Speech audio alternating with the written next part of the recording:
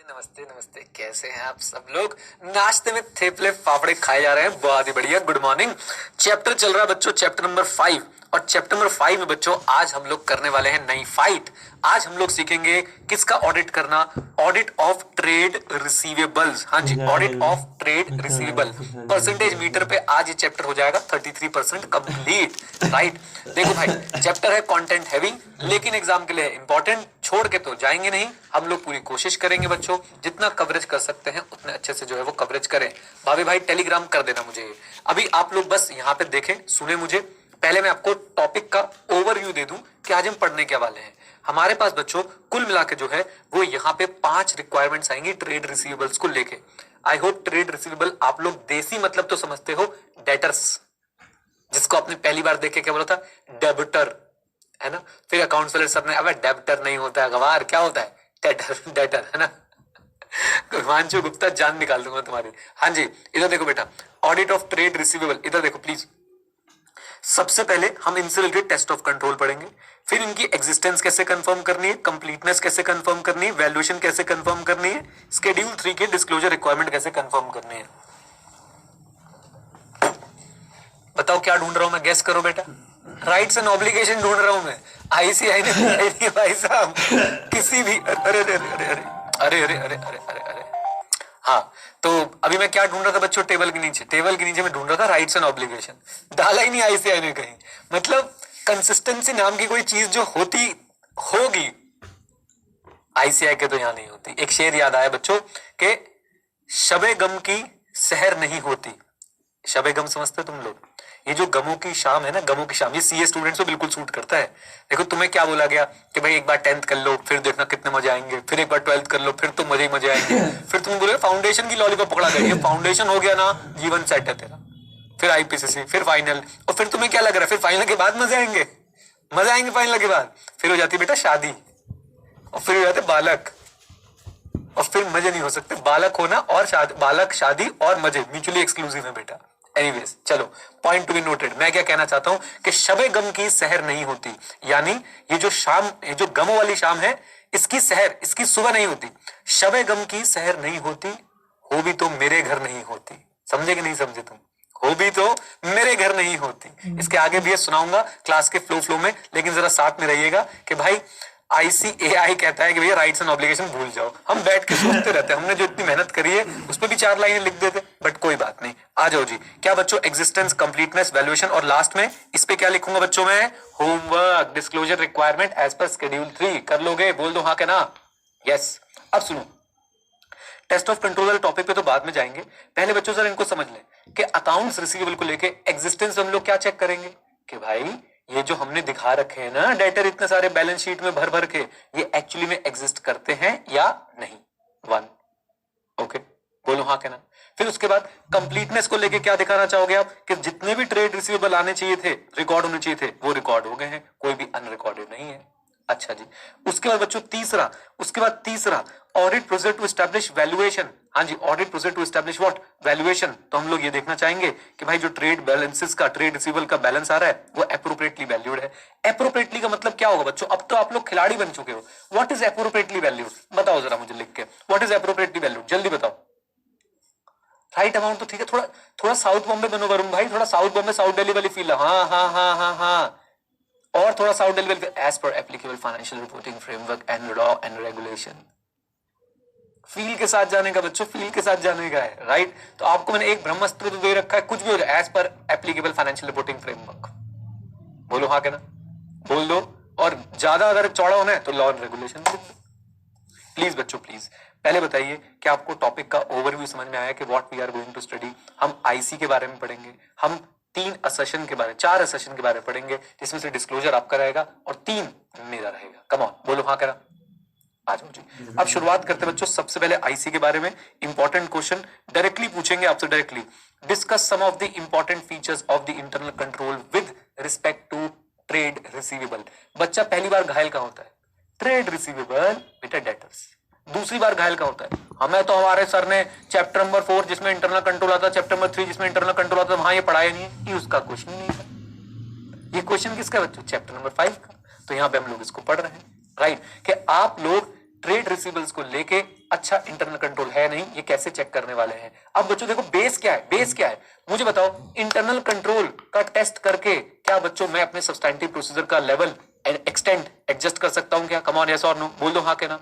आप लोगों को बेसिक बिल्कुल क्लियर है।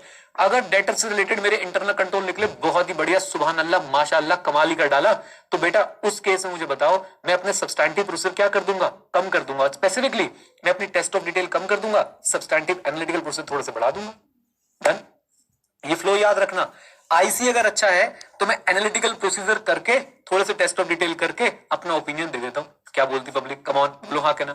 आईसी अगर बुरा होता तो भाई मैं एनालिटिकल प्रोसीजर करता, लेकिन टेस्ट ऑफ डिटेल तो बहुत ज्यादा डिटेल में करता और फिर जाके अपना ओपिनियन देता। डन, बोल दो। तो यहां से शुरुआत करते हैं आफ्टर परफॉर्मिंग। और बच्चों ये परफॉर्म कर किस पे कर रहे हैं? Test of control. Test of control over sales. Why बेटा? डेटर अगर गंगा है तो सेल्स उसकी गंगोत्री है। Hello hello 1 2 3 4 check 5 7 8। डेटर्स अगर गंगा है तो सेल्स उसकी क्या है बेटा? गंगोत्री है। डेटर पैदा ही कहां से होते हैं? सेल से होते हैं। तो हमने सेल के ऊपर आई से चेक करना है। Auditor will decide upon the audit procedure to be applied to verify the, हाँ जी, to verify the what? Debtor balance. आओ अब आईसी में क्या क्या चीजें चेक करोगे? इधर देखो, इधर देखो। सेल को लेके सबसे बड़ी प्रॉब्लम है क्या? सबसे बड़ी प्रॉब्लम यह है कि दिखाना सेल हर कोई चाहता है। हर कोई चाहता है कि भाई साहब मेरी सेल दिखे। मैं आपको टीचर्स की बात बताता हूँ। टीचर्स बच्चों ऐसी फेक बच्चे बताते रहते हैं, मेरे पास इतने स्टूडेंट हैं, मैंने इतने बच्चे पढ़ा दिए, ये हो गया, फलाना हो गया, किताबों की फोटो खींच खींच के डाल रहे हैं, 10,000 books just dispatching right now, right. और बहुत बहुत मतलब हर कोई इन्फ्लेट करके बताने में शौक रखता है अपने नंबर्स को। और बच्चों जनरल टेंडेंसी है, everybody wants to look rich, everybody wants to look with I am the king of this world. और ऐसी बच्चों कंपनी होती है, वो भी क्या फेक सेल्स दिखाना चाहेगी? मुझे बताओ हाँ के ना। और सोचो ऑडिट के टीचर भी ऐसा करना चाहते हैं। उन्हें पता नहीं कि बच्चा ऑडिट पढ़ रहा है, वो कल को खुद ही क्वेश्चन कर देगा कि तुम्हारा इंटरनल कंट्रोल सही नहीं है। एनीवेज प्लीज मेरी बात को सुनिए जरा ध्यान से बच्चों। मैं ये कहना चाहता हूं कि भाई आप लोग बस बस बस रुक जाओ रुक जाओ रुक जाओ रुक जाओ। तुमने टीचरों के नाम लिखने शुरू कर दिए चैट में। और मजे की बात देखो, मतलब एक ही टीचर का नाम आ रहा है, एक ही टीचर का। अगर 6 बच्चों ने नाम लिखा है, एक ही टीचर का नाम लिखा है, यानी देख लो तुम ऑडिटर हो बेटा, तुम समझते हो बात को। आओ बस बस करो बस करो बस करो। मैं नहीं दिखा रहा चैट वैट। सुनो मेरी बात, पॉइंट मेरा इतना सा है बाबू, क्या कंपनी फेक सेल्स दिखाना चाहेगी? मुझे बताओ हाँ या ना। बिल्कुल दिखाना चाहेगी, बिल्कुल दिखाना चाहेगी बेटा, बिल्कुल दिखाना चाहेगी। क्यों भाई? उससे स्टेक होल्डर्स खुश होते हैं। मैंने शेयर होल्डर वर्ड यूज नहीं किया है, एसएम जाके पढ़ के आओ। स्टेक होल्डर खुश होते हैं, अरे वाह वाह वाह क्या कर रहे, अरे वाह वाह वाह वाह वाह वाह। तो बेटा सबसे पहले ऑडिटर यही चेक करना चाहता है कि भाई सिर्फ जेन्युइन सेल्स ही रिकॉर्ड हो, पेपर सेल्स रिकॉर्ड ना कर रहा हो। अगर आपका इंटरनल कंट्रोल भाई साहब जेन्युइन सेल्स ही रिकॉर्ड करता है तो वो बढ़िया है। कम ऑन यस और नो, बोल दो हाँ के ना। और अगर वो कोई भी सेल रिकॉर्ड कर लेता है बिना प्रॉपर डॉक्यूमेंट के, तो मतलब आपका आईसी अच्छे से काम नहीं कर रहा है। क्या बोलती पब्लिक? तो पहला पॉइंट बच्चों, only bona fide sales lead to trade receivable. याद रखिए बोनाफाइड मतलब क्या होता है? Genuine. ICAI tough tough word लिखता जाएगा, हम आसान आसान वर्ड लिखते जाएंगे। Genuine, only genuine sales lead to trade receivable. सबसे पहली चीज ऑडिटर क्या चेक करेगा? इधर देखो, only genuine sales lead to trade receivable. अगर फेक सेल से ट्रेड रिसीवेबल बनने लग गए तो क्या होगा बेटा? आपके अकाउंट्स इन्फ्लेटेड दिखेंगे। एक बात आपको और बता दूं बच्चों, साथ दीजिएगा, ये सेल का खेल ना बहुत आसान होता है। क्यों?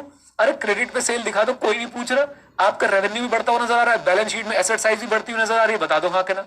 और आप दिख रहे बाबू भैया बिल्कुल बहुत बहुत मोटा पैसा आ रेला है, जबकि एक्चुअली में सिर्फ कागज पे काम हो रेला है। Come on.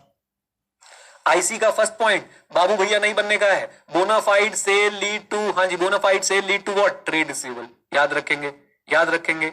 सेकंड पॉइंट बच्चों, sales are made to approved customer only. अब सर ये क्या सर? आप तो हमें कभी नहीं देखते, हम अप्रूव्ड हैं कि नहीं? ओ यार तुम बच्चे हो, तुम्हारा ग्रोसरी वाली शॉप पे अकाउंट चल रहा है, कोई 100 में से कोई एक बालक होता है जो उद्दंड बालक होता है, जो सिर्फ किसी की तरफ से प्लांटेड होता है, या क्लास रिकॉर्ड करेगा या बुक स्कैन करके उधर करेगा। 99% बच्चे ऑनेस्ट होते हैं, लविंग होते हैं। अब मेरी बात को सुनिए, बाकी जगह पे क्या चलता है भाई? मैं उस कस्टमर को सेल नहीं करूंगा ना जिसकी क्रेडिट वर्दीनेस नहीं है। मैं उस कस्टमर को सेल नहीं करूंगा ना जिसका भाई मार्केट में ट्रैक रिकॉर्ड सही नहीं है। कम ऑन यस और नो। तो आप ऐसा नहीं होता, बड़ी बड़ी कंपनीज में बच्चों जब कस्टमर्स आते हैं तो ऐसा नहीं हाँ भाई हमें ना ये सामान खरीदना, लो जी बेच दिया, नहीं। पहले बच्चों उस कस्टमर की प्रोफाइलिंग की जाती है। क्या की जाती है? Come on tell me. प्रोफाइलिंग की जाती है कि ये कस्टमर हमसे सामान खरीदने लायक भी है या नहीं। राइट। तो इसको देखिए बच्चों, sales are made only to the approved customer, then such sales are properly recorded. इससे जेनरिक पॉइंट जिंदगी में नहीं हो सकता, such sales are properly recorded. Properly recorded से मतलब क्या है भाई साहब, आप सारे असर्शन लगा दो अपने ट्रांजैक्शन वाले, ओसी एसीसी एक्चुअली में अगर वो एंटिटी से रिलेट करती हो, कंप्लीटली रिकॉर्डेड हो, एक्यूरेट अमाउंट पे रिकॉर्ड हो, कट ऑफ सही में होना चाहिए, और साथ साथ में आपकी क्लासिफिकेशन भी प्रॉपर होनी चाहिए। क्या बोलती पब्लिक, है ना, साथ में हो। आ जाओ, 3 पॉइंट कवर कर ली बच्चों। देखो मैं थोड़ा सा स्लो चल रहा हूं, लेकिन समझाने की कोशिश भी कर रहा हूं, साथ साथ बहुत इंपॉर्टेंट टॉपिक चल रहा है बच्चों, मिस मत करिएगा। छोटा सा टॉपिक ही कवर करेंगे, लेकिन शिद्दत से कवर कर लेंगे। फिर से बोल रहा हूं, trade receivable is an important topic from exam point of view. हम ट्रेड रिसीवेबल पहुंचते कैसे, सेल से। सेल का आईसी कैसे चेक करते हैं, सबसे पहले सिर्फ बोनाफाइड सेल से ही ट्रेड रिसीवेबल बनना चाहिए। कम ऑन, बोल दो हाँ के ना। अच्छा जी, देन उसके बाद बच्चों हमने क्या देखना है कि अप्रूव्ड कस्टमर्स को हो। अच्छा जी, हो गए अप्रूव्ड कस्टमर्स को, प्रॉपर्ली रिकॉर्डेड हो। आ जाओ जी, Once recorded, the debtors can be settled only by receipt of cash or on authority of responsible official। मतलब भाई कोई भी ऐरा गैरा नत्थु गैरा जो है डेटर को राइट ऑफ ना कर पाए, या डेटर के अकाउंट में एंट्री ना कर पाए, या तो आपको ऑफिशियली उससे मनी रिसीव हो जाए, कैश का यहाँ मतलब है on receipt of money, right, और साथ साथ में या फिर भाई साहब कोई ऑथोराइज ऑफिशियल हो जो उस डेटर के अकाउंट को राइट ऑफ कर पाए, या उसे एप्रोप्रिएट जो भी ऑफर देने, डिस्काउंट देने, वो सब करके उसके अकाउंट को वो मैनेज कर पाए। डन, बोल दो हाँ के ना। आ जाओ जी, then segregation of duty at every point of sale transaction. ये सेग्रीगेशन ऑफ ड्यूटी क्या है भाई, इधर देखो, जो परचेज ऑर्डर ले रहा है, जो सेल्स ऑर्डर ले रहा है, वो उसको प्रोसेस ना कर पाए, जो प्रोसेस कर रहा है वो गुड्स डिस्पैच ना कर पाए, जो गुड्स डिस्पैच कर रहा है वो पेमेंट रिसीव ना कर पाए, जो पेमेंट रिसीव कर रहा है वो रिकॉर्ड ना कर पाए। कम ऑन, यस और नो, बोल दो। सेग्रीगेशन ऑफ ड्यूटी तो आप लोग समझते हैं, जहां इंटरनल कंट्रोल वहां कंट्रोल एक्टिविटी, और जहां कंट्रोल एक्टिविटी वहां segregation of duty. Come on, simple सी बात। एक ट्रांजैक्शन के डिफरेंट एस्पेक्ट्स को क्या कर दो, डिफरेंट लोगों में बांट दो। अगर आपने एक ही बंदे को एक्सेस पावर दे दी है, तो वो बंदे के पास भाई साहब बहुत जबरदस्त अपॉर्चुनिटी होगी क्या करने की, फ्रॉड करने की। आई शुड से, मिस्टेक तो हो सकती है, मिस्टेक भी करेगा वो, और साथ साथ में फ्रॉड भी कर पाएगा, आईसी को ओवरराइड भी कर पाएगा। नैयर साहब ने बताया मुझे। आ जाओ, देन इंश्योर करो debtors are collected on time. ये क्यों इंश्योर करे, अरे भाई उधारी पे काम करते जा रहे हो, घर में भी तो पैसे चाहिए, तो इसलिए debtors should be collected on time. बिल्कुल सिंपल बात है। In case debtors are not collected in time, sending reminders and taking legal action if required. आपका एक आईसी होना चाहिए कि भाई अगर 90 डेज से ओवर ड्यू हो गया है तो हमें रिमाइंडर्स भेजने पड़ेंगे, 120 डेज से ओवर ड्यू हो गया है तो लीगल टीम को केस फॉरवर्ड कर दिया जाए। ये सब आईसी में होना चाहिए कि नहीं होना चाहिए।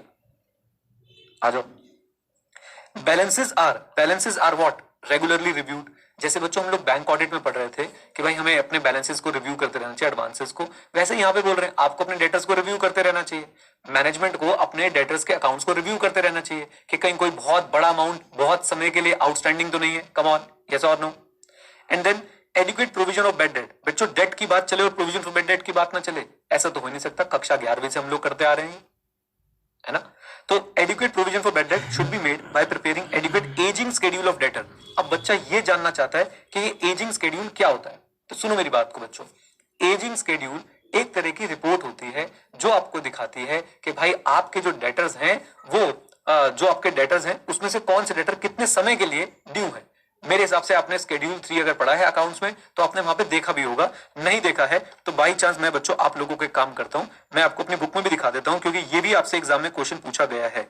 माय बुक में जाके हम लोग जाएंगे चैप्टर नंबर 5 के अंदर, और चैप्टर नंबर 5 के अंदर बच्चों आप लोगों को इसका फॉर्मेट जो है वो दिख जाएगा। देखिए ये शेड्यूल 3 जो द्वारा प्रिस्क्राइब जो है वो एक फॉर्मेट है ट्रेड रिसीवेबल एजिंग शेड्यूल का। देखिए कैसे बना होता है, आप ऐसे समझिए कि यहाँ पे आपके डेटर्स लिखे होते हैं जो गुड डेटर्स हैं, जिनको लेस देन 6 मंथ्स हुए हैं, 6 मंथ्स टू 1 ईयर हुए हैं, 1 to 2 ईयर हुए हैं, और मोर देन 3 ईयर हो गए हैं, और यहाँ पे आपका टोटल अमाउंट आ जाएगा। डन। ये फॉर्मेट क्या हमें याद करना है, आंसर इज यस बेटा, ये फॉर्मेट आपको याद करना है। ये एग्जाम में एक बार पूछा हुआ है कि शेड्यूल 3 में क्या फॉर्मेट दे रखा है आपको ट्रेड रिसीवेबल एजिंग शेड्यूल का। वैसे तो बहुत आसान है, इतना स्ट्रेस मत लिया करो याद करना है एटसेट्रा एटसेट्रा। यहाँ पे आपका आ जाएगा डेटर्स की कैटेगरी, यहाँ पे आपका आ जाएगा बच्चों उनका आउटस्टैंडिंग का पीरियड याद रखना, less than 6 months, 6 months to 1 year, 1 to 2 year, and more than 3 years and total. Right, बोलो हाँ के ना। ये सब आपकी बुक में ही गिवन है, अपनी बुक खोल के देखिए बच्चों, जो बुक आपके पास है उसी के अंदर ही गिवन है। ये आपको याद करना है, बिल्कुल याद करना है। ओके, अच्छा इधर देखिए फिर no due date of payment is specified, अगर ड्यू डेट स्पेसिफाइड नहीं है तो बेटा हम लोग डिस्क्लोजर कहां से ले लेते हैं, डेट ऑफ ट्रांजैक्शन से, जब से ट्रांजैक्शन हुई थी, जब से सेल ट्रांजैक्शन हुई थी वहां से हम लोग जो है ये पीरियड जो है कैलकुलेट कर लेते हैं। वैसे हम लोग क्या करते हैं, आप किसी को सेल करोगे, आप उसे ड्यू डेट ऑफ पेमेंट बताते हो ना, अच्छा जी आज सेल हो गई, 10 दिन तक आपको जो है पेमेंट कर देनी है। अगर ड्यू डेट स्पेसिफाइड नहीं है तो जिस दिन सेल हुई थी वहीं से बच्चों में पीरियड काउंट करना शुरू कर देंगे। बेसिक सा फॉर्मेट है, बताइए क्या ये आपको समझ आता है? फॉर्मेट एग्जाम में पूछ लेंगे तो लिख पाएंगे। एक बात आपको बच्चों प्रैक्टिकल बात और बता दूं कि ये तो शेड्यूल 3 ने दिया है, बट आपको पता है रियल लाइफ में कंपनीज अपने खुद का भी डेटर एजिंग रिपोर्ट बनाती है अलग अलग पीरियड्स के हिसाब से। वो कंपनी के ऊपर डिपेंड करता है, वो किसके ऊपर डिपेंड करता है, कंपनी के ऊपर डिपेंड करता है कि वो किस फॉर्मेट में बनाना चाहती है जिससे वो ज्यादा कंट्रोल रख पाए अपने डेटर्स के ऊपर। डन। आपसे एग्जाम में पूछेंगे तो आप ये बना के आएंगे जो मैंने आपको अभी भी दिखाया है यहाँ पे, trade receivable ageing schedule. Done. अच्छा अब मैं आपसे एक बात बोलता हूं, प्रिया ने कितना बेसिक सा क्वेश्चन पूछ लिया। प्रिया तुम कहते ट्रेड रिसीवेबल में डिस्प्यूट किस बात का? वाओ, सबसे ज्यादा ट्रेड डिस्प्यूट होता किस पे बेटा? ट्रेड रिसीवेबल से ही होता है। आपने सामान भेजा, उन्होंने सामान ले लिया, बाद में कह रहे सामान नहीं मिला। आपने सामान भेजा, उन्होंने सामान ले लिया, अब वो कह रहे कम पैसे दूंगा, हो गया डिस्प्यूट। एक बार किसी को पैसे दे के देखो, डिस्प्यूट डिस्प्यूट है फिर जीवन में, और कुछ है ही नहीं। एनीवेज चलो कोई बात नहीं। हाँ जी, ये बच्चों फॉर्मेट मैंने आपको इसलिए दिखाया है, this is important for exam. क्या आप लोग ये फॉर्मेट लिख के आ जाएंगे एग्जाम में पूछ लिया तो? बोल दो हाँ के ना, आ जाओ। हाँ जी, चलते हैं बच्चों आगे और देखने की कोशिश करते हैं कि हमारे पास और क्या क्या चीजें हैं। एक बार बच्चों ये फॉर्मेट ICAI की बुक से भी चेक करा दूं मैं आपको? हाँ सर, हाँ बिल्कुल करा दो। चलो बेटा ये काम कर लेंगे, कोई दिक्कत की बात नहीं। ICAI की बुक में गए हम लोग, ICAI की बुक चैप्टर 1 to 8 सारे हैं, बस एक यही नहीं है, मिल गया मुझे। ये लो बच्चों आ जाओ, audit of item of financial statement. Trade receivable पे चलते हैं, जरा मेरे साथ रहिएगा।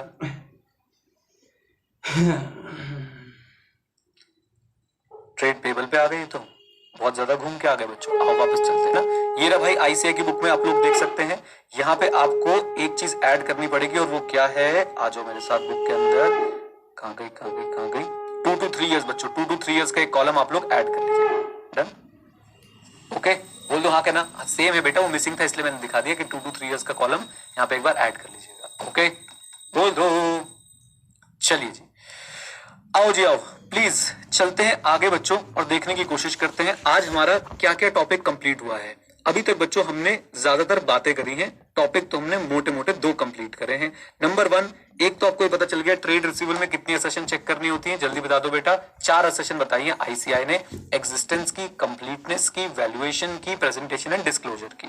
अब इनके बारे में जो आगे लाइंस लिखनी है, मैं आपसे उम्मीद करता हूं कि आप लोग लिखाएंगे, हमने बहुत बार पढ़ ली है, पक्का बोल दो। For example presentation and disclosure पे कुछ पूछ ले तो आपने क्या बोलना है कि भाई जो भी रिक्वायर्ड डिस्क्लोजर है ट्रेड रिसीवेबल को लेके वो एप्रोप्रिएटली होने चाहिए। Required disclosure as per applicable financial reporting framework and the required law and regulation.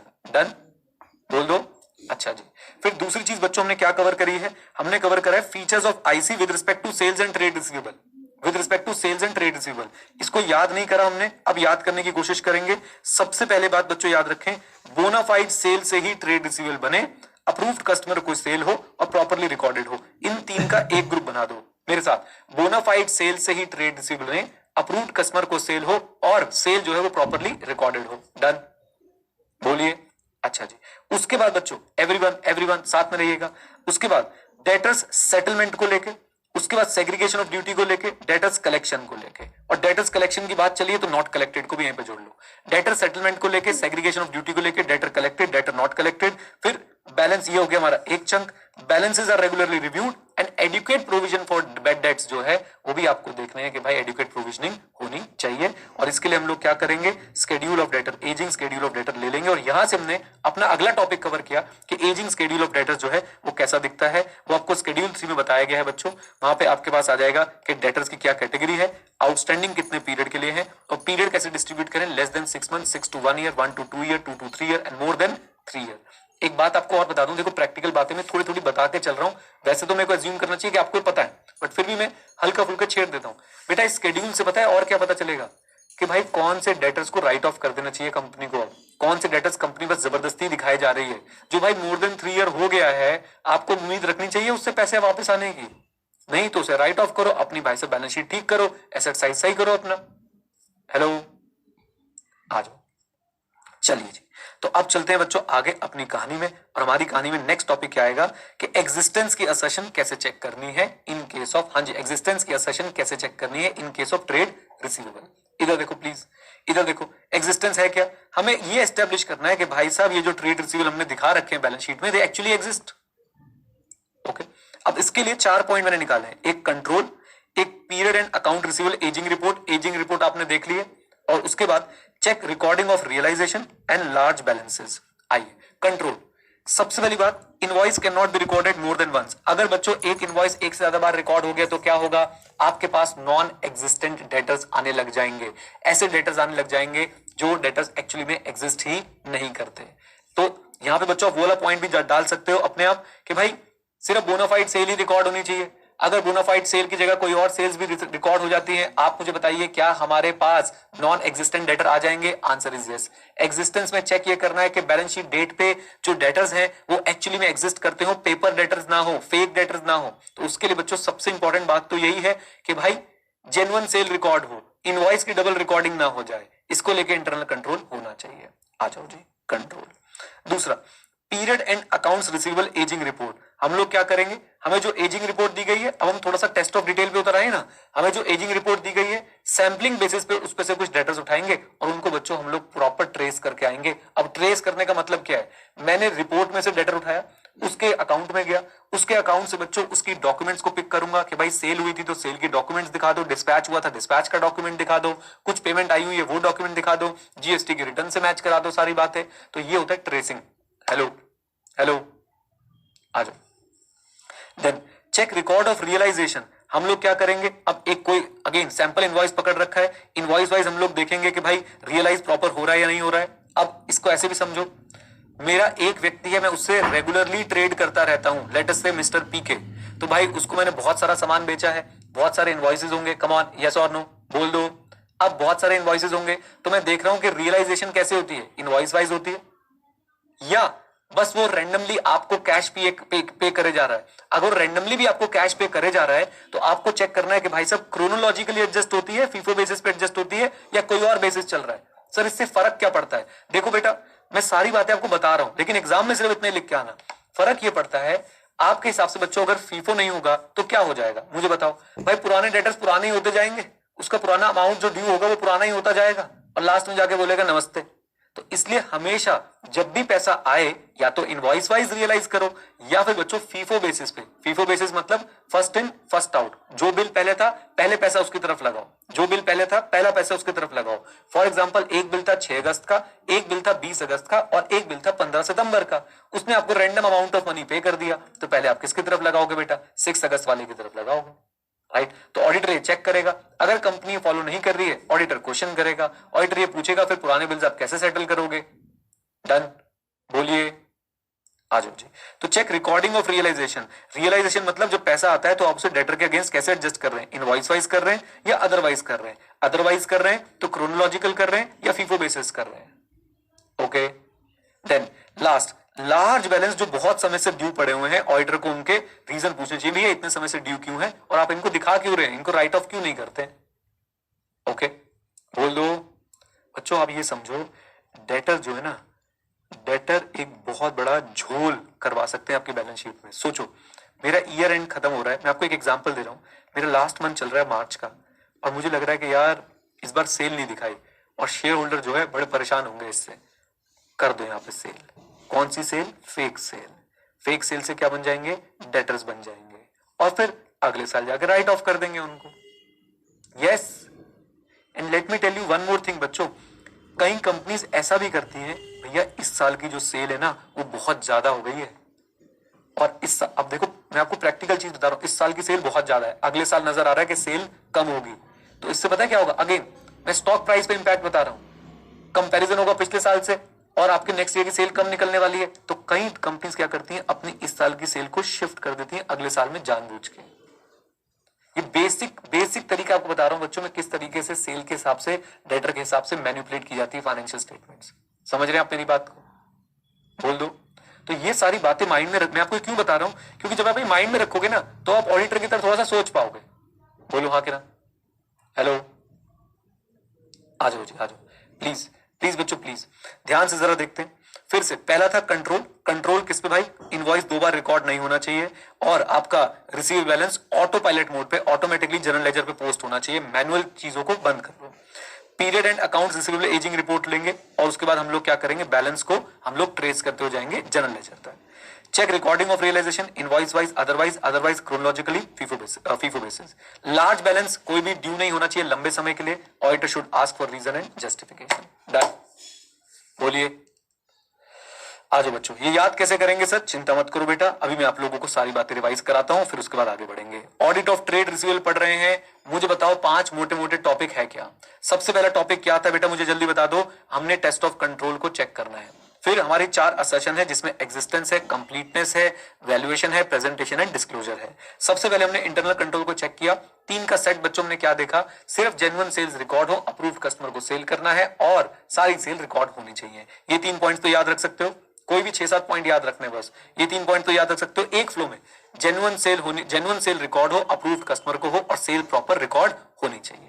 अच्छा, उसके बाद कहीं भी फंस जाओ बेटा, इंटरनल कंट्रोल में कहीं भी फंस जाओ, एक ब्रह्मास्त्र तुम्हारे पास है, बोलो क्या? Segregation of duty. ओके, उसके बाद debtors are collected on time, if not collected reminder and legal action. Collected on time, reminder and legal action. यहां तक आके आपके बच्चों 6 पॉइंट कवर हो जाते हैं। फिर से बोलता हूं, बोनाफाइड सेल्स रिकॉर्ड होनी चाहिए, सिर्फ बोनाफाइड सेल्स से ट्रेड रिसीवेबल बनने चाहिए, अप्रूव्ड कस्टमर होना चाहिए और बच्चों साथ साथ में सारी की सारी सेल्स जो है वो क्या होनी चाहिए? रिकॉर्ड होनी चाहिए। दोबारा से, बोनाफाइड से ट्रेडर बने, ट्रेड रिसीवेबल बने, अप्रूव्ड कस्टमर हो और साथ साथ में जेन्युइन सेल्स, सारी की सारी सेल्स जो रिकॉर्ड हो। फिर सेग्रीगेशन ऑफ ड्यूटी। फिर उसके बाद आपके बैलेंसेस जो है वो प्रॉपर रिकवर होने चाहिए। रिकवर नहीं हो रहे तो लीगल एक्शन, नोटिस वगैरह वाले स्टेप्स लिए जाने चाहिए। Generic point, regularly reviewed. और बच्चों जहां डेटर, वहां पे एक चीज जरूर आती है, क्या? Provision for doubtful debt. Done. बोल दो, बोल दो। लीजिए, इसके बाद हमने बात करी बच्चों एग्जिस्टेंस को कैसे चेक करेंगे। 36 तरीके हो सकते हैं एग्जिस्टेंस को चेक करने के। आईसीआई ने बताए 4, हमने उन 4 पे फोकस किया है। सबसे पहले तो बच्चों हम कंट्रोल करेंगे। कंट्रोल में क्या देखेंगे? कंट्रोल में ये देखेंगे भाई साहब, कोई भी इनवॉइस 2 बार रिकॉर्ड ना हो, कोई भी अनऑथराइज सेल्स रिकॉर्ड ना हो, सारी जेन्युइन सेल्स ही रिकॉर्ड होनी चाहिए और ऑटोमेटिकली पोस्टिंग होनी चाहिए। कहां से? रिसीवेबल बैलेंस ऑटोमेटिकली रिकॉर्ड होना चाहिए जनरल लेजर के अंदर, सेल के थ्रू। सेल की एंट्री से अपने आप अकाउंट रिसीवेबल का बैलेंस अपडेट हो, मैनुअल नहीं होना चाहिए। Then period end receivable report, हम लोग एजिंग रिपोर्ट उठाएंगे। एजिंग रिपोर्ट उठा के बच्चों हम लोग क्या करेंगे, उसमें से एक डेटर को हम पकड़ सकते हैं सैंपल बेसिस पे और उसको ट्रेस कर सकते हैं लेजर्स में जाके। रिकॉर्डिंग ऑफ रियलाइजेशन हम लोग देखेंगे, इनवॉइस वाइज हो रही है या अदरवाइज हो रही है। अदरवाइज हो रही है तो क्रोनोलॉजिकली हो रही है या फीफो बेसिस फॉलो किया जा रहा है या नहीं। लार्ज बैलेंस जो बहुत समय से, लंबे समय से ड्यू है, हम लोग पूछेंगे भाई इसका रीजन दे दो, जस्टिफिकेशन दे दो, why you are not writing it off. Done. बोलिए, आओ। एक और क्वेश्चन बच्चों, आउट ऑफ सिलेबस तो नहीं बोलूंगा, आउट ऑफ बॉक्स आ गया। हमारे सारे अच्छे अच्छे काम चल रहे थे लेकिन हमसे बोला गया कि अब बताओ डेटर्स के केस में डायरेक्ट कंफर्मेशन प्रोसीजर कैसे लगाओगे। डायरेक्ट कंफर्मेशन और कुछ नहीं बच्चों, क्या है? ऐसे ऐसे बोलो, ऐसे 505। और ये डायरेक्ट कंफर्मेशन प्रोसीजर्स आप लोगों को याद रखने, अगेन सब कुछ याद रखना बेटा, क्योंकि सब पे आई से एक एक क्वेश्चन पूछ चुका है एग्जाम के अंदर, राइट। ये थोड़े से आसान होंगे क्योंकि हम लोग पहले पढ़ चुके हैं। लो भाई लो, डायरेक्ट कंफर्मेशन प्रोसीजर आप ऐसे 505 को साथ में याद रख सकते हैं। सबसे पहले आप लोग क्या करोगे, आप पार्टी सिलेक्ट करते हो कि किन से जो है हमें एक्सटर्नल कंफर्मेशन चाहिए। हाँ जी, आप पार्टी सिलेक्ट करते हो कि किन से हमें क्या चाहिए, कम ऑन टेल मी, जल्दी बोलिए, एक्सटर्नल कंफर्मेशन चाहिए। ओके, अच्छा जी, तो पहले आप लिस्ट ऑफ पार्टीज दे दोगे। और बच्चों याद है आप लोगों को कि डायरेक्ट कंफर्मेशन मैनेजमेंट की ऑथराइजेशन के बिना नहीं हो सकती, बल्कि मैनेजमेंट ही लेटर सेंड करने वाली है, रिस्पॉन्स डायरेक्टली ऑडिटर को आएगा। याद है बातें? आ जाओ, तो हम लोग लिस्ट बनाएंगे। एंटिटी प्रिपेयर, हम लोग क्या करेंगे, entity will prepare the confirmation letters from auditor selected list, address correctly, they must be address correctly. तो होगा क्या, ऑडिटर लिस्ट देगा किसको बेटा, एंटिटी को, कि भैया इन सबको चिट्ठी भेज दो डायरेक्ट कंफर्मेशन के लिए, राइट। तो फिर से list, entity will prepare confirmation letter from auditor selected list, address correctly. दूसरा कंट्रोल, कंट्रोल किस पे, control of dispatch, control of dispatch. अब ये सब बातें आप लोग पढ़ चुके हो मेरे साथ पहले। क्या ऑडिटर को जो रिक्वेस्ट गई उन पे कंट्रोल रखना चाहिए। कंट्रोल का मतलब कि भाई कोई अनडिलीवर्ड हो गई या एड्रेस प्रॉपर है कि नहीं, डेटा प्रॉपर मांगा है कि नहीं। तो auditor ensures correct and proper sending of request and returns पे भी वो कंट्रोल लगता है। कंफर्मेशन और undelivered letters come to what, हाँ जी come to what, auditor.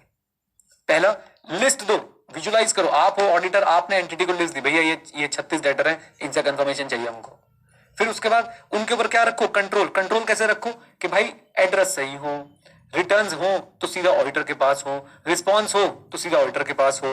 Discrepancy, आप सोचो ये सब कुछ हम लोग पहले पढ़ चुके हैं। आपके मैनेजमेंट के अकाउंट में बैलेंस आ रहा है 50 लाख, डेटर ने कंफर्म किया जी सिर्फ 5 लाख ही है इनका बैलेंस तो हमारे पास, ये है डिस्क्रिपेंसी। समझ आ गई बात, डिस्क्रिपेंसी समझ आती है। डिस्क्रिपेंसी में effect the accounts beyond the initial sample. इसका मतलब क्या है, अगर बच्चों एक डेटर के अकाउंट में आपको ऐसी डिस्क्रिपेंसी दिख गई है तो क्या आपके और भी डेटर्स के अकाउंट में ऐसी डिस्क्रिपेंसी हो सकती है? Answer is yes. तो ऑडिटर इस बात को भी कंसीडर करके चलेगा, अगर डिस्क्रिपेंसी मिली है तो we will check other accounts as well. No reply, auditor verify करता है बैलेंस विद सब्सिक्वेंट कैश। ये भी मैं आपको पढ़ा चुका हूं बच्चों एक्सटर्नल कंफर्मेशन में। अगर रिप्लाई नहीं आ रहा है हम हार मान जाएंगे क्या? नहीं, हम अपने ऑल्टरनेटिव ऑडिट प्रोसीजर्स लगाएंगे। ऑल्टरनेटिव ऑडिट प्रोसीजर छोड़ो, इसको आप मेरी बात सुनो, ऑल्टरनेटिव ऑडिट प्रोसीजर क्या लगाओगे? ऑडिटर चेक करेगा कि भाई साहब ये सेल जेन्युइन हुई है कि नहीं हुई है, डॉक्यूमेंट्स दिखा दो मुझे, गुड्स डिस्पैच हुए कि नहीं हुए, डॉक्यूमेंट्स दिखा दो मुझे।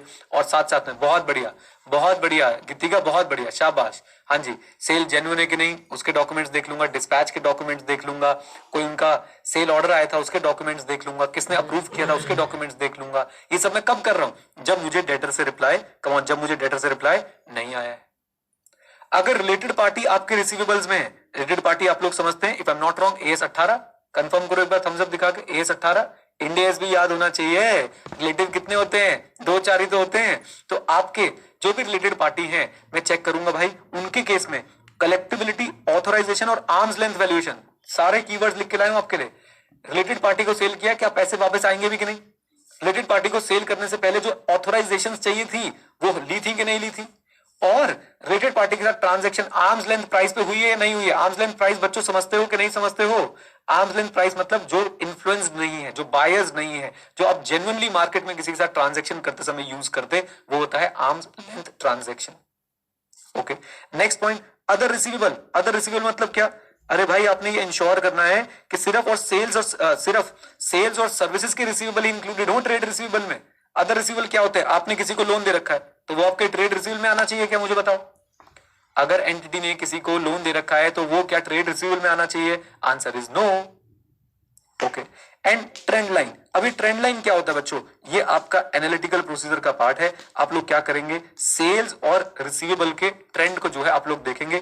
एक कंपनी की सेल बढ़ रही है, राइट, और डेटर भी बच्चों उसी प्रोपोर्शन में बढ़ रहे हैं तो बढ़िया बात है, बढ़िया बात है। लेकिन भाई साहब सेल बढ़ रही है और डेटर का जो स्पीड है बढ़ने की वो बहुत ज्यादा हो गई है। इसका मतलब कंपनी अब क्रेडिट पे ज्यादा सामान बेच रही है, कंपनी अब क्रेडिट पे ज्यादा सामान बेच रही है, रिस्क धीरे धीरे बढ़ता जा रहा है।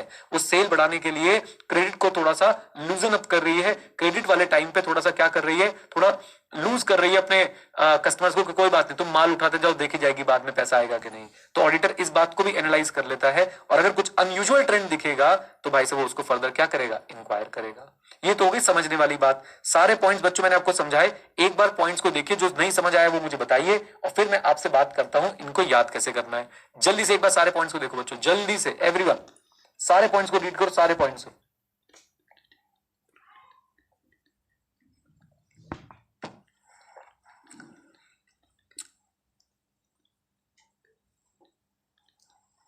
रीड कर लो, मुझे डन लिख देना।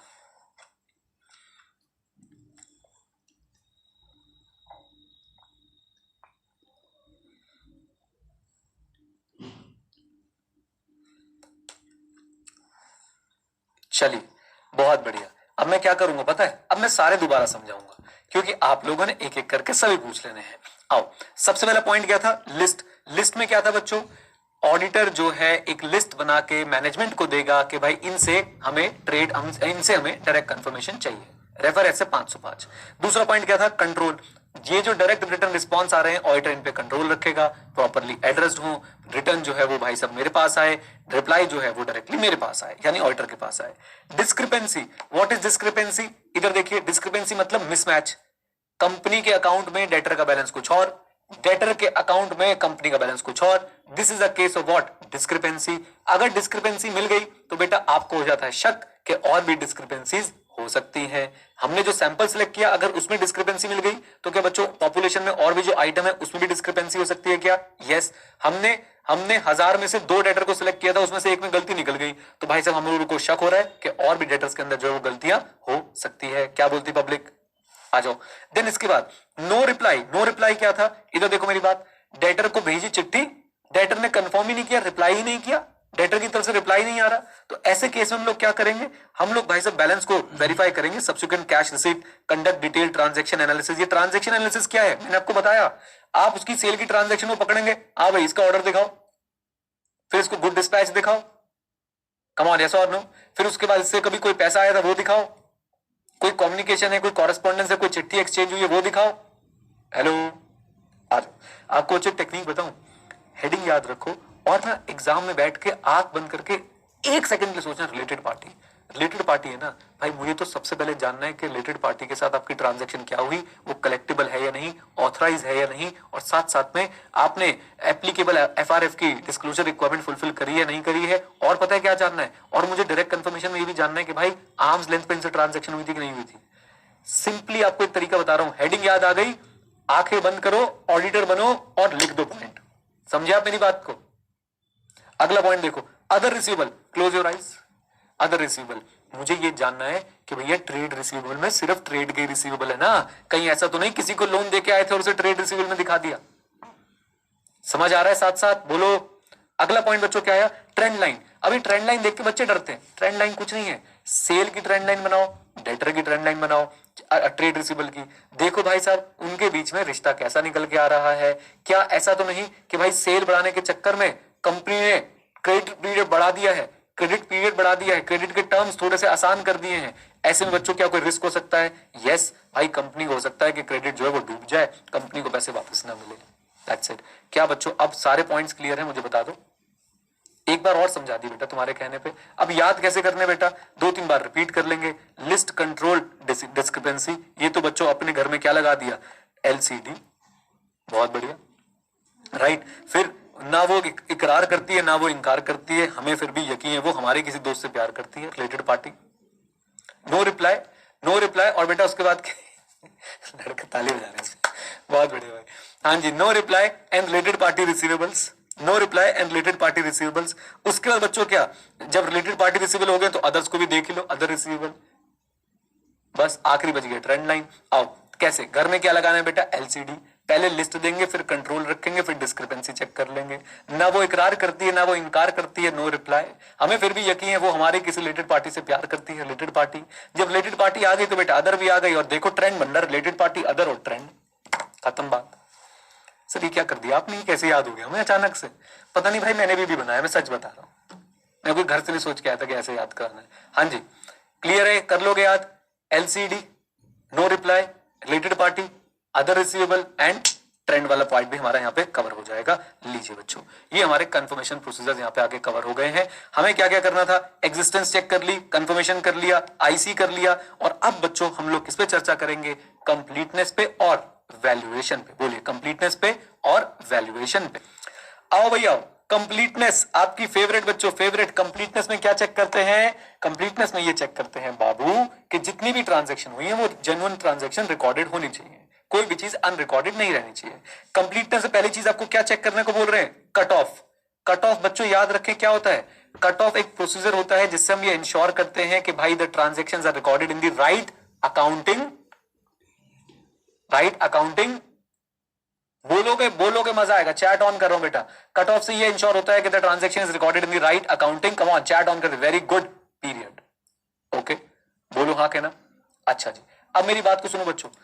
Cut off is specifically very important in case of sales and debtor.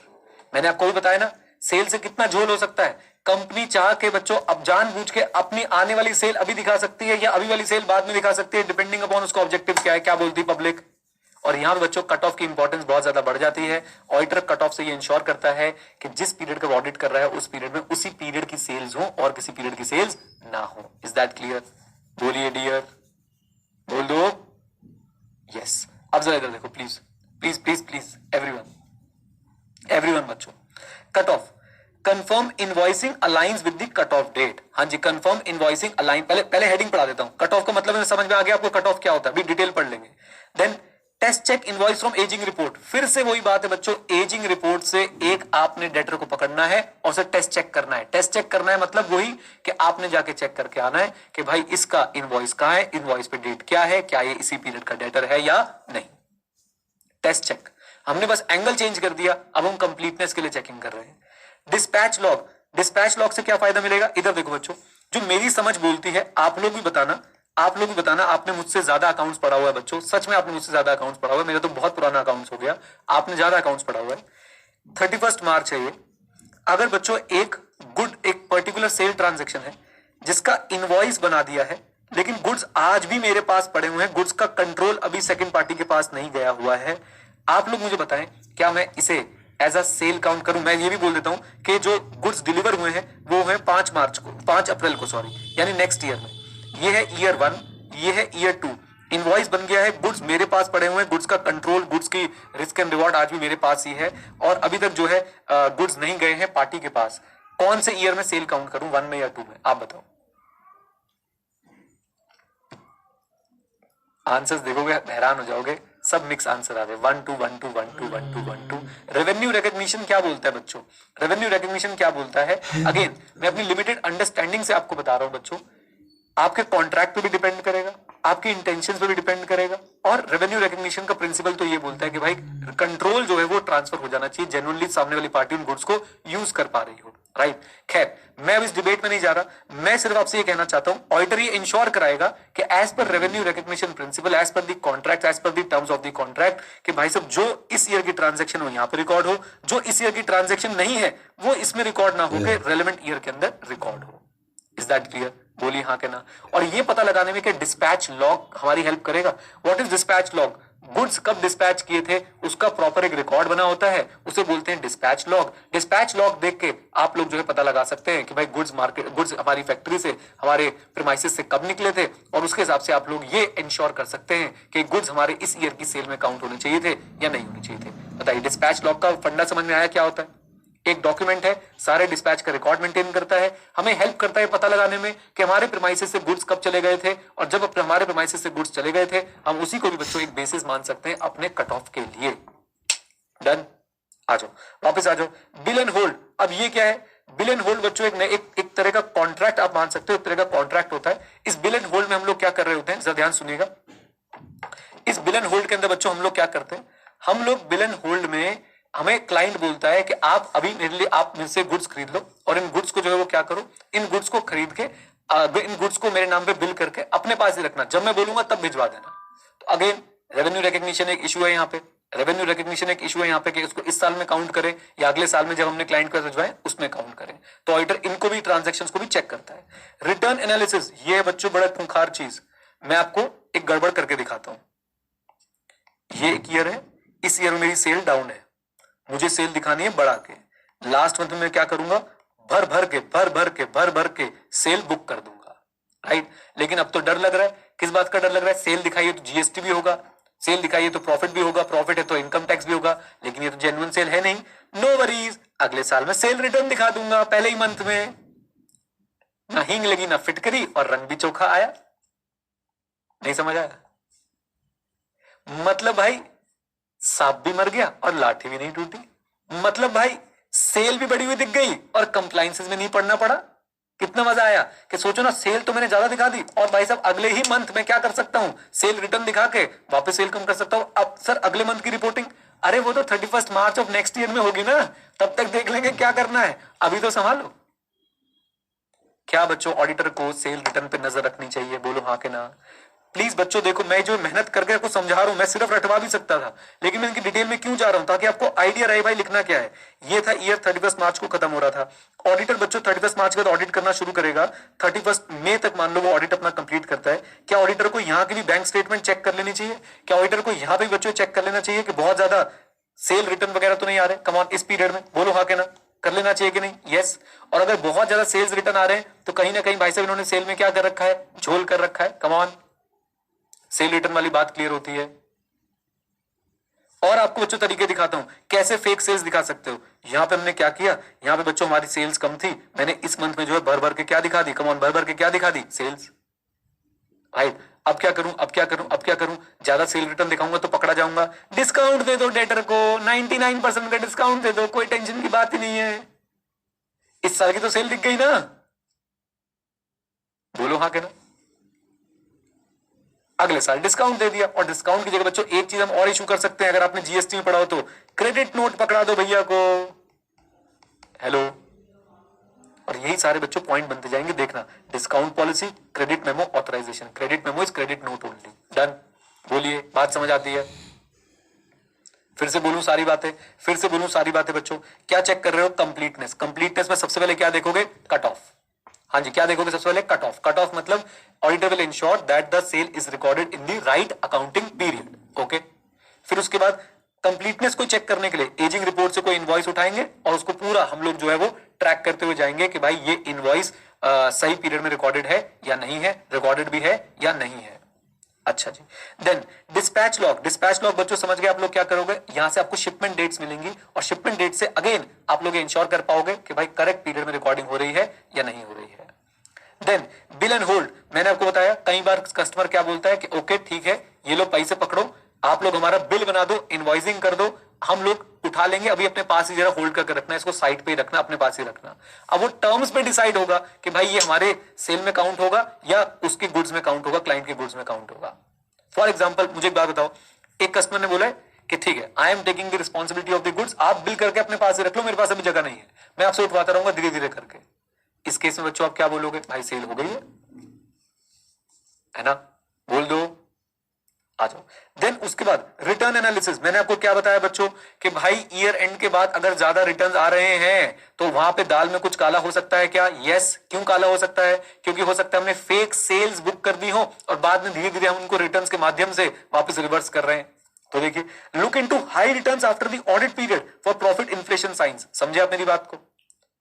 आपको इस साल की चिंता थी, आपको इस साल की चिंता थी कि सेल्स हाई दिखानी है, प्रॉफिट हाई दिखानी है, इस बार सेल हुई नहीं है, आपने फेक सेल्स बुक करके फेक प्रॉफिट दिखा दिया। अब अगले साल भाई साहब को चिंता है कंप्लायंसेस की, जीएसटी की, इनकम टैक्स की, तो आप लोग क्या करोगे, आप रिटर्न्स दिखाना शुरू कर दोगे। क्या बोलती पब्लिक, बोल दो, आ जाओ। देन और बच्चों आपको एक मैक्रो स्कीम बताऊं, ये गवर्नमेंट टीडीएस, टीसीएस, ये सब चीजें क्यों ला रही है, इन्हीं फेक चीजों को पकड़ने के लिए तो ला रही है। हेलो हेलो हेलो, ये गवर्नमेंट इतना नॉन कैश क्यों कर रही है कि भाई साहब हम लोग कैश लेस इकोनॉमी बनना चाहते हैं। क्यों, ये सब इसलिए ही तो हो रहा है। कैश में सेल दिखाना कितना आसान है बच्चों, बोलो हाँ के ना।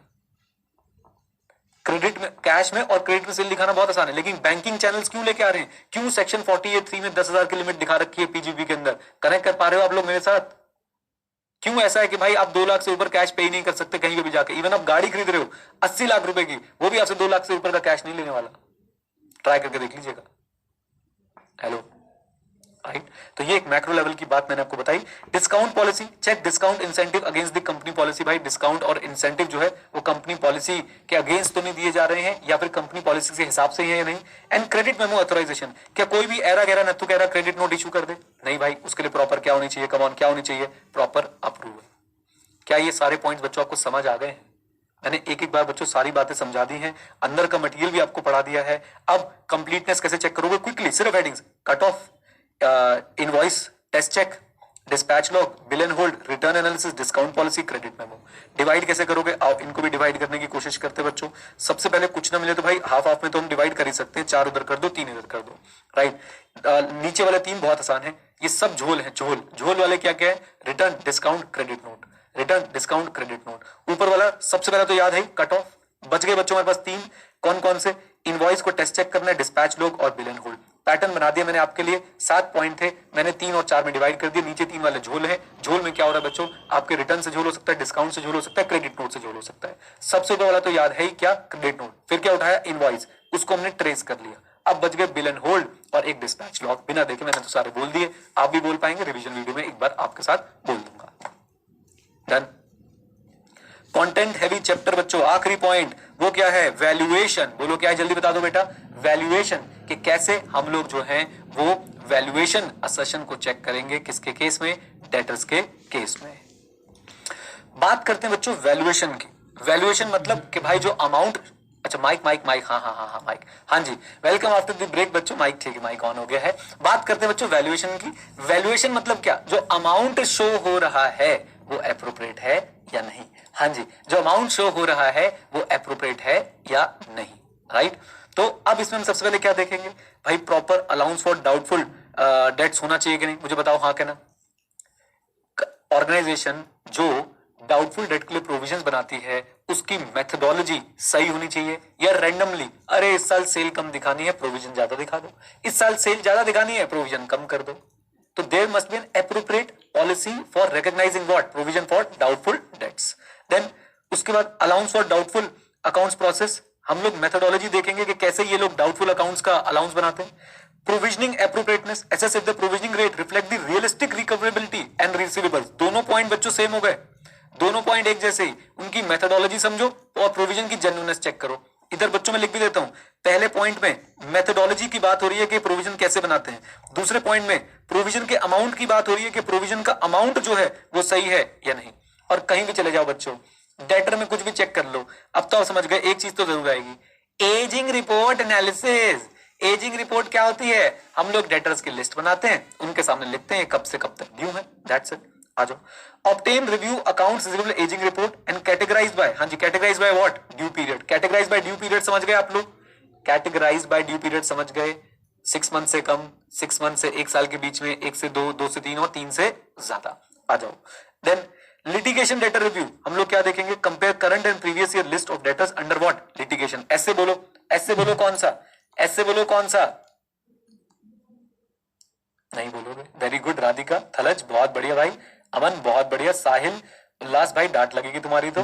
आंसर है बच्चों इसका ऐसे 501, ऐसे 501। तो हम लोग क्या करेंगे, हम लोग देखेंगे भाई लिटिगेशन डेटर्स के साथ है या नहीं है, पिछले साल कितनी थी, इस साल कितनी थी। सर लिटिगेशन वैल्यूएशन से जरा लेट करके बताना, अरे भाई लिटिगेशन हो गई है इसका मतलब रिकवरेबिलिटी पे डाउट है, अब वो लिटिगेशन का स्टेटस क्या है उसके हिसाब से आपको डेटर राइट ऑफ करने चाहिए, बोलो हाँ के ना, कम ऑन आ जाओ प्लीज। आइए नेक्स्ट पॉइंट पे चलते हैं, प्रिया अभी बात करेंगे डाउटफुल डेटर आइडेंटिफिकेशन। अब मैनेजमेंट से हमें क्या बात करनी है, हम मैनेजमेंट से डिस्कशन करेंगे exclusion of certain debtor from the bad debt provision, conduct additional test for any disputed amounts. हम लोग बच्चों, ऑडिटर पता है क्या करना चाहता है, ऑडिटर कहेगा देखो आपने ना ये 2 करोड़ के डेटर फालतू में दिखा रखे हैं, ये तो बहुत पुराने हो गए, इन डेटर्स की अब कोई उम्मीद नहीं वापस आने की, और आप प्लीज इनको कम करो क्योंकि इसकी वजह से डेटर की वैल्यूएशन कैसी आ रही है, डेटर की वैल्यूएशन अपर साइड पे आ रही है, बोलो हाँ कहना। अच्छा जी। And finally write off approvals, अगर कोई डेटर्स राइट ऑफ होते हैं बच्चों तो क्या उनके लिए प्रॉपर अप्रूवल होनी चाहिए, प्रॉपर ऑथराइजेशन होनी चाहिए, आंसर इज यस। तो यहाँ पे यही बात चेक करेंगे, verify that receivable write-offs have been authorized by a suitable authority such as the board of directors। यानी आपके डेटर्स राइट ऑफ सिर्फ कब हो सकते हैं, एप्रोप्रिएट अथॉरिटी के साथ। सर याद करवाओ, जरा याद करवाओ, अभी करवाता हूं बेटा यार। वैल्यूएशन को लेके अगर आपने वैल्यूएशन चेक करनी है बच्चों तो आपने क्या क्या चीजें जो है वो चेक करनी है, आपको ये पढ़ाया जा रहा है। अगर आपने अकाउंट्स रिसीवेबल की वैल्यूएशन चेक करनी है, नंबर 1 आप सबसे पहले जो अलाउंस बनाते हो उसकी क्या समझोगे, मेथोडोलॉजी समझोगे। नंबर 2 आप उसके अमाउंट की जेन्युइननेस को जानने की कोशिश करोगे कि जो अमाउंट निकाला हुआ है, ये जो अमाउंट निकाला हुआ है आपने प्रोविजन का, ये रियलिस्टिक है या नहीं है। और तीसरा बच्चों कितना generic point, ageing report analysis उठा लेंगे, और एजिंग रिपोर्ट एनालिसिस से भी हम लोग वैल्यूएशन पे, अब देखो एजिंग रिपोर्ट एनालिसिस से होगा क्या, ध्यान से देखना बच्चों, एजिंग रिपोर्ट एनालिसिस से होगा क्या, एजिंग रिपोर्ट एनालिसिस से हम लोग ये पता लगा पाएंगे ना भाई कि कहीं कोई ऐसे डेटर्स जो ओवर ड्यू बहुत ज्यादा समय के लिए हो चुके हैं वो इंक्लूड तो नहीं कर रखे हैं, कहीं कोई ऐसे डेटर्स जो बहुत ज्यादा समय से ज्यादा के लिए ओवर ड्यू हो चुके हैं वो इंक्लूड तो नहीं कर रखे हैं। अगर वो इंक्लूड कर रखे हैं तो मुझे बताओ वैल्यूएशन सही है कि गलत है, आप लोग बताओ। अगर इंक्लूड कर रखे हैं तो बताओ वैल्यूएशन सही है कि गलत, एवरीवन वैल्यूएशन गलत है क्योंकि वो तो इंक्लूड नहीं होने चाहिए थे। देन लिटिगेशन, भूल जाओ क्या लिखा है, भूल जाओ, बस ये चेक करो कि भाई in comparison to the last year इस साल की लिटिगेशन विद डेटर्स ज्यादा है या कम है, और उस लिटिगेशन का इंपैक्ट वैल्यूएशन पे, हाँ जी इस लिटिगेशन का इंपैक्ट वैल्यूएशन पे कैसे आ रहा है, कम ऑन बोलो, बोल दो, आ जाओ। देन उसके बाद doubtful debtor identification, doubtful debtor identification, doubtful debtor identification हम लोग क्या करेंगे, हम लोग मैनेजमेंट के साथ डिस्कस करेंगे कि भाई ये कुछ डेटर्स हैं हमारे हिसाब से they should be excluded, they should be excluded from the, यहाँ पे बैड डेट प्रोविजन लिखा, बट आप मान के चलें they should be excluded from the what, from the debtors list, right. Conduct additional test for any disputed amounts. हाँ जी, मैं इसको करेक्ट कर देता हूं. Identify and discuss with management the exclusion of certain debtors from the trade receivable amount, from the trade receivable amount, and we will conduct additional test for the disputed amounts कि भाई जो disputed amount है ये भी कहीं ऐसा तो नहीं है रिकवर होने नहीं है और आप जबरदस्ती दिखाए जा रहे हो. एंड राइट ऑफ अप्रूवल्स, कोई भी डेटर राइट ऑफ हो वो बच्चों कैसे होगा, कमांड टेल मी, जल्दी बोलिए. प्रॉपर ऑथराइज्ड होना चाहिए, अप्रूव्ड होना चाहिए, क्योंकि अगर आप राइट ऑफ कर रहे हैं तो कहीं ना कहीं वैल्यूएशन पे उसका डायरेक्ट इंपैक्ट आ रहा है. बताइए कर पाएंगे इसको बच्चों? कैसे याद करना है, देखो शुरू के बल्कि 4 में बोलूंगा, बहुत ही आसान है, बहुत ही आसान. मेथोडोलॉजी, प्रोविजन का अमाउंट, लिटिगेशन वाली बात आ गई और कुछ ना बचा तो बेटा एजिंग एनालिसिस तो हमारे पास आ ही गया, राइट. उसके बाद सिंपली क्या करना है कि भाई doubtful debtor identification and write off, हाँ जी, writing off what, approvals. Easy, खत्म, फिनिश. लो भाई, ये हमारा डेटर वाला टॉपिक बच्चों यहाँ पे आगे हो जाता है फिनिश. आई अंडरस्टैंड आपके मन में जो चल रहा है ना, मुझे पता है आपके मन में चल रहा है सर चैप्टर बहुत बड़ा है, टॉपिक्स बहुत सारे हैं, भर भर के पॉइंट्स हैं, हमसे हो पाएगा नहीं हो पाएगा. मैं कह रहा हूं हो पाएगा, मैं कह रहा हूं करना है. एग्जाम में बच्चों आएगा, आप मुझे बताओ, मैं फिर से आपको एक बात याद दिलाऊंगा, 10 नंबर का चैप्टर छोड़ के जाओगे क्या, मुझे बताओ. यहां पे बच्चों में एक सिंपल प्रिंसिपल फॉलो कर रहे हैं, something is always better than nothing. आज आपको कोई डेटर के बारे में 10 पॉइंट लिखने को बोल दे, क्या आप लिख देंगे, मुझे बताओ, हाँ क्या ना, बोल दो यस सर लिख देंगे. और कुछ नहीं लिख पाओगे तो भाई मैं बताता हूं क्या क्या लिख सकते हो. चलो आओ बोलने की कोशिश करते हैं रैंडमली.